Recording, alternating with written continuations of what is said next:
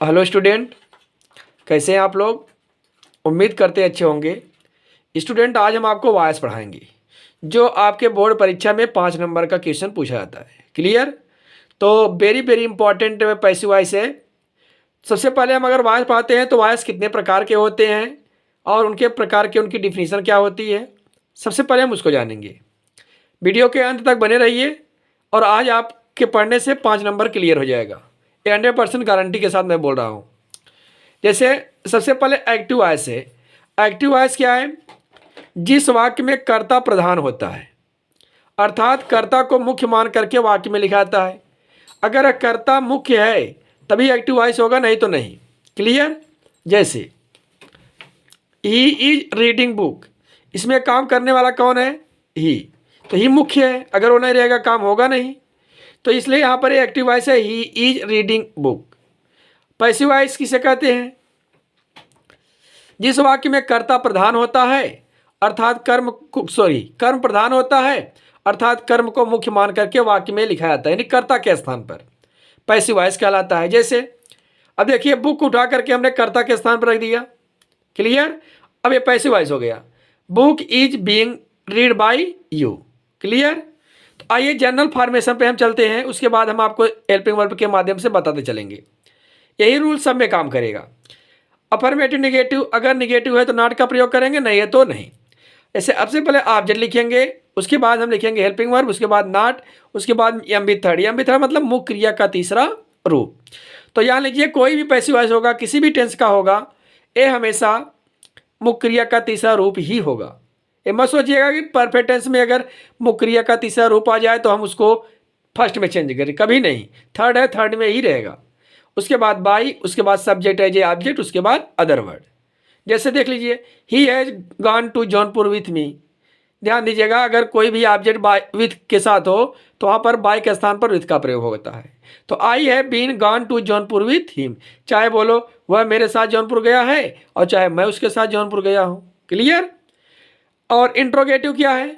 सबसे पहले question word. क्या है? Question word. उसके बाद ऑब्जेक्ट, उसके बाद नॉट, उसके बाद शेष हेल्पिंग वर्ब। अगर कभी कभी ज़्यादा लंबा होता है तो एक यहाँ लिखेंगे, उसके बाद ये और सब यहाँ लिखेंगे, उसके बाद एम बी थर्ड, उसके बाद बाय, उसके बाद सब्जेक्ट है जे ऑब्जेक्ट, उसके बाद अदर वर्ड। जैसे why have they not done this work. तो सबसे पहले क्या होगा? वाई क्वेश्चन वर्ड है ना। उसके बाद हैज है, दिस वर्क नॉट बीन, यही बीन जो है शेष वर्ब है, शेष मुख्य क्रिया। उसके बाद बाई, उसके बाद देम। क्लियर। एक्टिव से पैसों में बदलने वाले टेंस। एक्टिव से पैसों में बदलने वाले पूरे 8 टेंस होते हैं। कौन कौन? 8।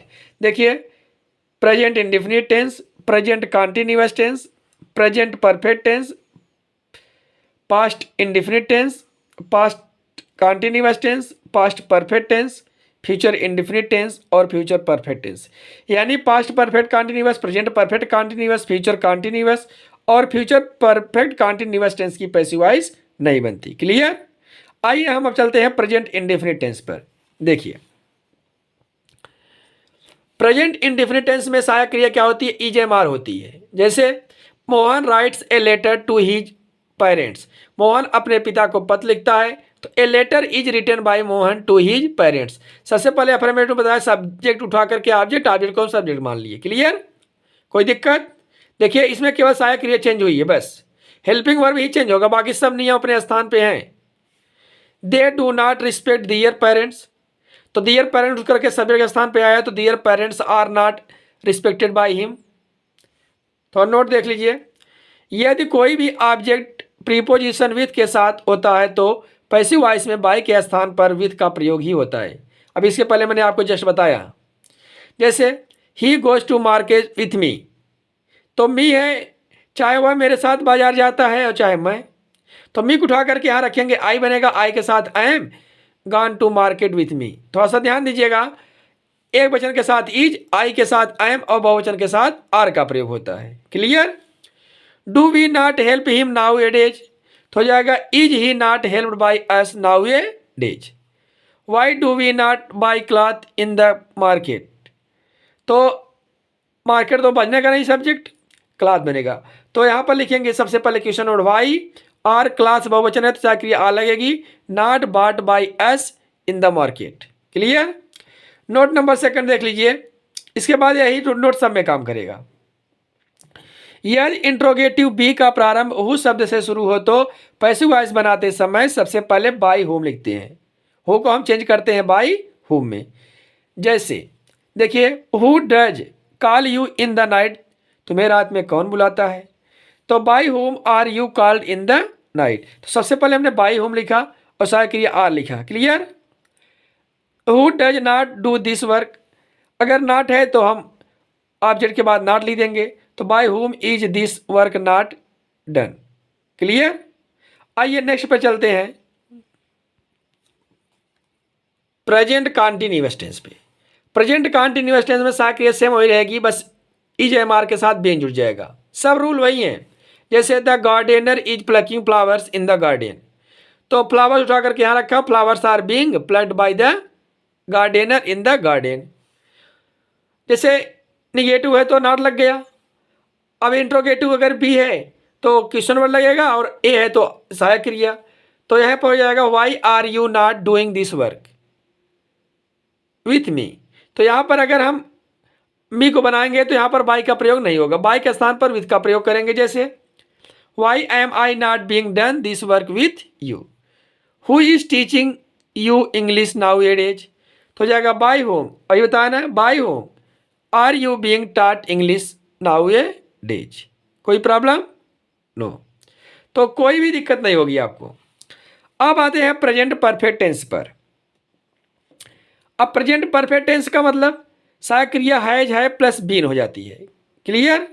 जैसे the shopkeeper has bought rice from market, तो rice has been bought by the shopkeeper from market. बताइए कोई चीज़ अपने स्थान से हटा है ना? नहीं ना, बस सहायक क्रिया चेंज हुई है। Washerman has not wash cloth on the bank of river, नदी के किनारे धोबी कपड़ा नहीं धोया है। तो clothes have not been washed by washerman on the bank of river. तो बताइए यहाँ पर कुछ चेंज हुआ है? ऑब्जेक्ट अपने स्थान पे है, हेल्पिंग वर्ब अपने स्थान पे है, मेन वर्ब अपने स्थान पे है, सब्जेक्ट अपने स्थान पे है, अदर वर्ड अपने स्थान पे है। Have the parents gone to Mumbai with us, तो यहाँ पर हैव पेरेंट्स है तो अस भी है, तो यहाँ पर हैव ही होगा। Have we been gone to Mumbai with parents. यही हु है, who has broken this pen, तो by whom has this pen been broken. कोई प्रॉब्लम नहीं ना? ओके। आइए नेक्स्ट पॉइंट पे चलते हैं, पास्ट इंडेफिनिट टेंस पे। पास्ट इंडेफिनिट टेंस है हेल्पिंग वर्ब, क्या होगा? वाज वर का प्रयोग होता है। ईएमआर के स्थान पर अब वाज वर का प्रयोग होगा। जैसे Rita sang a song on the stage today, करें क्या? रीता ने आज मंच पर गाना गाई, तो गाना क्या है? वर्ब है, और एक सॉन्ग जो है ए ऑब्जेक्ट है। तो ऑब्जेक्ट उठा करके यहाँ रखेंगे, a song was sung by Rita on the stage today. The confectioner did not make sweets on his shop, तो शॉप तो बनेगा नहीं, स्वीट बनेगा। तो sweets was not made by the confectioner on his shop. थोड़ा सा ध्यान दीजिएगा, अगर एक ही किस्म की बहुत मिठाइयाँ होती हैं तो वह वाज का प्रयोग होगा, अलग अलग किस्म की होंगी तो वहाँ पर वर होगा। Clear. Did you not learn your lesson, तो हो जाएगा वाज योर लेसन। अब यू वाज योर के अनुसार नहीं लगा है, लेसन के अनुसार लगा है। Not learned by you, same वैसे ही है। सबसे पहले क्वेश्चन वर्ड लगा देंगे, अगर हु वाला है सबसे पहले बाई का प्रयोग करेंगे। जैसे who did steal your watch, तो by home was your watch stolen. Steal का थर्ड फॉर्म स्टोलन। क्लियर। आइए हम चलते हैं पास्ट कॉन्टिन्यूअस टेंस पर। अब पास्ट कॉन्टिन्यूअस टेंस में सहायक क्रिया क्या होती है? वाज वर प्लस बीइंग हो जाती है। तो जैसे my mother was cooking food in the kitchen, तो यहाँ पर हो जाएगा फूड वाज बीइंग, जैसे is am are plus being था वही वाज वर प्लस बीइंग है। Cooked by my mother in the kitchen. कोई problem? The milk man was hawking, hawking का मतलब होता है फेरी लगाना, ठीक। Hawking milk door to door. अब यहाँ पर दरवाजे दरवाजे पर वह बेच रहा है, तो यहाँ पर हो जाएगा milk was not being hawked by the milkman door to door. अगला वाक्य है was Mohan returning my pen. तो यहाँ पर हो जाएगा वाज माई मनी है, money being return by Mohan. When was she going to Mumbai with her brother. तो यहाँ पर हो जाएगा when was her brother being gone to Mumbai with her. कोई प्रॉब्लम? नो। ओके, आइए हम चलते हैं पास्ट परफेक्ट टेंस पे।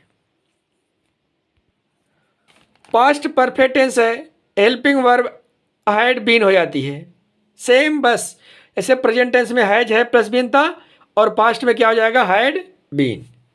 आई बात समझ में? तो जैसे यहां पर होगा my elder brother had not scolded me. तो यहां पर म्यूट करके आएगा I had not been scolded by my elder brother. Had they helped the poor, had the poor been help by them. ऐसे वाई हैड द कॉबलर मान मोची not mended shoes. तो why had shoes not been mended by the cobbler. जो मैं बताया हूँ helping verb, शेष helping verb यही है। अगर दो हेल्पिंग वर्ब है, एक इधर लगेगा और बाकी इधर। Who had bought this car, इस कार को कौन खरीदा था? तो by whom had this car been bought. Clear? आइए चलते हैं हम फ्यूचर इंडेफिनिट पर। फ्यूचर इंडेफिनिट टेंस क्या है? फ्यूचर इंडेफिनिट टेंस में सहायक क्रिया विल बी या शैल बी हो जाती है। इजेमार के स्थान पर वाजवर के स्थान पर विल से। क्लियर? आइए हम चलते हैं एग्जाम्पल पर। He will compose poems. अब पोएम्स ऑब्जेक्ट उठा करके यहाँ रखा, poems will be composed by him. Next है Radhika will not go to school with her brother. बताइएगा कोई प्रॉब्लम हो तो बताइए। यहाँ पर कोई भी सहायक क्रिया चेंज हुई है, बाकी कोई अपने स्थान से चेंज हुआ है? मेन वर्ब का थर्ड फॉर्म अपने स्थान पे है, सब्जेक्ट अपने स्थान पे, ऑब्जेक्ट अपने स्थान पे, अदर वर्ड अपने स्थान पे। तो यहाँ पर होगा her brother will not be gone to school with Radhika.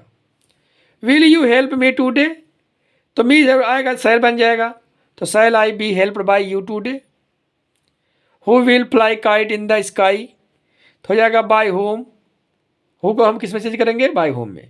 Will kite be flown in the sky. Clear? आइए चलते हैं फ्यूचर परफेक्ट टेंस पे। Future perfect tense helping verb will या शैल प्लस हैव बीन हो जाती है। तो यहाँ पर होगा my sister will have passed high school. कह रहा है कि मेरी जो बहन है वह हाई स्कूल पास कर चुकी होगी। तो यहाँ पर होगा high school will have been passed by my sister. Next है hawker will have not sold his things. तो जाएगा हिज थिंग्स उठा करके ऑब्जेक्ट को मैं सब्जेक्ट के स्थान पर रखा। Will have not been sold by hawker. Next किस नंबर है will he have not return my pen. तो माई पेन उठ करके यहाँ पर आया तो इसके अनुसार सहायक क्रिया लगी will my pen have not been return by him. Why will mother not have done worship. तो हो जाएगा why will worship have not been done by mother. Tense हमारा खत्म हुआ। अब हम चलते हैं, एक है इंपरेटिव सेंटेंस जिसको आप आदर्श सूचक वाक्य कहते हैं। इंपरेटिव सेंटेंस में सबसे पहले लेट के प्रयोग से बता देंगे हम। लेट का प्रयोग में सबसे पहले लेट, उसके बाद ऑब्जेक्ट, उसके बाद नॉट अगर रहेगा नॉट, उसके बाद बी, उसके बाद एम बी थर्ड, उसके बाद अदर वर्ड। क्लियर?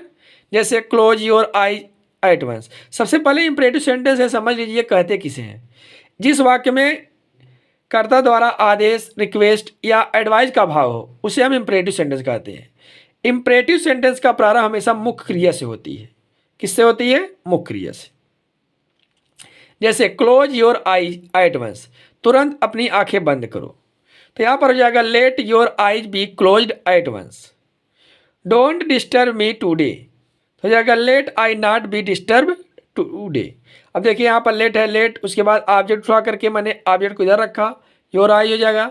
उसके बाद नॉट है, इसमें नॉट नहीं है, इसमें नॉट है, नॉट लगा दिया। उसके बाद बी है, बी लगा दिया। उसके बाद यहाँ पे थर्ड है क्लोज्ड डिस्टर्ब्ड है। उसके बाद अदर वर्ड है एट वंस, इसमें है टूडे। क्लियर? नोट देख लीजिए। यदि वाक्य में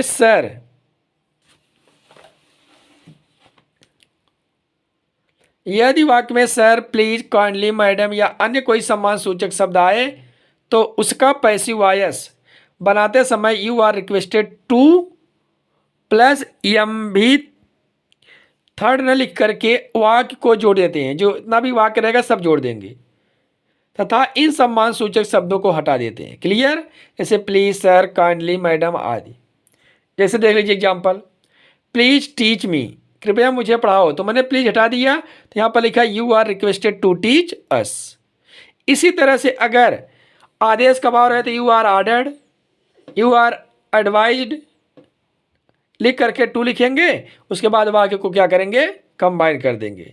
स्टूडेंट, मैं आपको 15 मिनट में पूरा पैसिव वॉइस ख़त्म कर दिया और 15 मिनट अच्छे से आप पढ़ लेंगे तो आपका 5 नंबर क्लियर हो जाएगा।